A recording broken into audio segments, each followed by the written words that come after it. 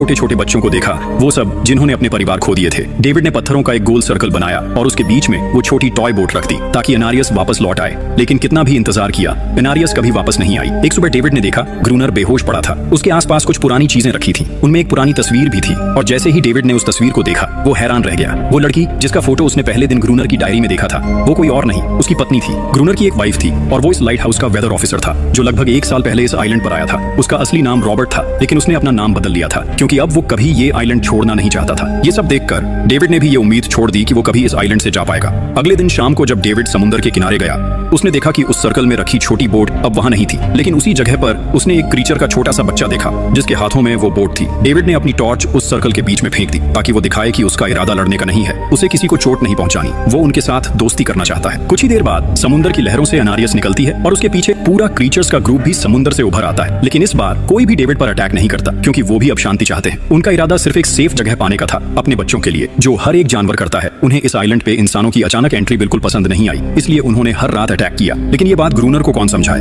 वो तो अब भी खुद को इस आइलैंड का किंग मानता है। ग्रूनर लाइट हाउस से बाहर आता है, हाथ में बंदूक लेकर। डेविड उसे समझाने की कोशिश करता है, ये क्रीचर्स लड़ना नहीं चाहते, ये शांति चाहते हैं। लेकिन ग्रूनर किसी की नहीं सुनता। वो एनारियस को चीख कर कहता है, अंदर चली जाओ। लेकिन ये पहली बार था जब एनारियस ने उसकी बात नहीं मानी, क्योंकि अब वो उसकी नौकरानी नहीं रही, अब वो सिर्फ एक माँ थी जो अपने बच्चों के लिए खड़ी थी। ग्रूनर अंदर से कमजोर महसूस करने लगता है क्योंकि अब कोई भी उसका हुक्म नहीं मान रहा था। गुस्से में उसने लाइट हाउस की तरफ कदम बढ़ाए। डेविड को लगा शायद ग्रूनर को अब समझ आ गया होगा कि हर एक जानवर आजादी चाहता है, कोई भी किसी का गुलाम बनकर नहीं जीना चाहता। लेकिन ग्रूनर समझदार इंसान नहीं था। जैसे ही वो लाइट हाउस पहुंचा, उसने सिग्नल गन से एक फ्लेयर छोड़ी जो सीधा जाकर एक छोटे क्रीचर के बच्चे से टकरा गई। उस बच्चे की तुरंत मौत हो गई। सभी क्रीचर्स डर के मारे भाग गए और एनारियस ने भी डेविड पर से अपना पूरा भरोसा खो दिया। गुस्से से पागल डेविड तुरंत लाइट हाउस की तरफ भागता है और ग्रूनर से टकरा जाता है, उससे लड़ने लगता है। क्यों किया तूने ये सब? ये लोग तो बस शांति चाहते थे। लेकिन ग्रूनर इतना वायलेंट हो चुका था कि उसने डेविड को मारने का फैसला कर लिया। हाथ में एक्स लेकर जैसे ही वो डेविड पर वार करने जा रहा था, डेविड ने उसे उसके असली नाम से पुकारा, रॉबर्ट। ये सुनकर ग्रूनर एकदम रुक गया। असल में रॉबर्ट ऐसा इंसान कभी था ही नहीं। इस आइलैंड पर आने के बाद उसकी मेंटल स्टेट लगभग टूट चुकी थी। अकेलापन, अपनी वाइफ की मौत और गहरा डिप्रेशन, इन सब ने उसे ऐसा बना दिया था। वो असल में कोई किलर नहीं था, वो एक अच्छा इंसान था। वो क्रीचर्स कभी लड़ना नहीं चाहते थे, वो बस शांति चाहते थे। ग्रूनर ने उन्हें सिर्फ इसलिए मारा ताकि वो खुद को पावरफुल दिखा सके। और अब ग्रूनर को अपनी गलती का एहसास हो चुका था, इसलिए उसने खुद को उन क्रीचर्स के सामने सरेंडर कर दिया और कुछ ही पलों में उन्होंने उसे मार दिया।